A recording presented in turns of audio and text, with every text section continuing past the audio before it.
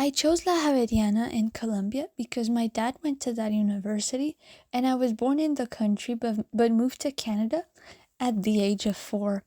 It was a good choice because I had my extended family to help me when needed, but I would say that because of that, it wasn't as big of a leap as if I had gone to a country where I would have had to be completely independent at all times. The semester dates were from July 21st to November 29th. They're called Periodo Académico Semestral and are split into 3. I was in the 3rd semester as it is considered there. There were a lot of Catholic holidays, and the biggest break was the Semana de Receso, similar to the Reading Week.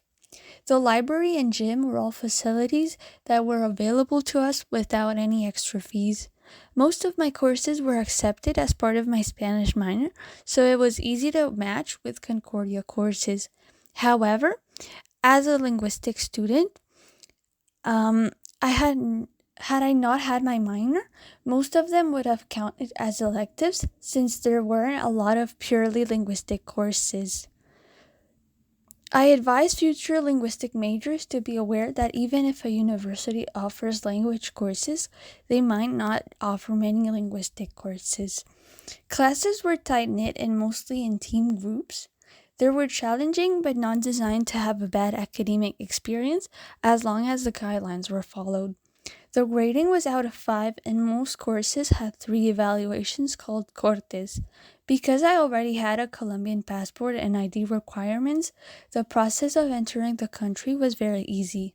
Had I entered with my Canadian passport, I would have had to get a visa for a stay that exceeds 90 days. I would say that a student needs a monthly budget of around $2,000 according to my experience in Bogotá. I lived on my own while on exchange.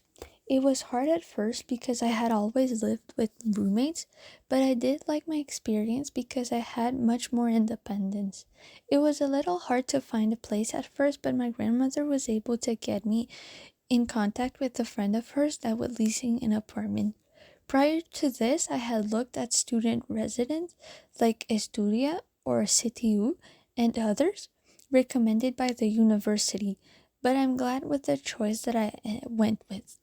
The location that I most recommend to live in are Chapinero, where I lived, and Galerías for the relative safety, affordability, and closeness to the university.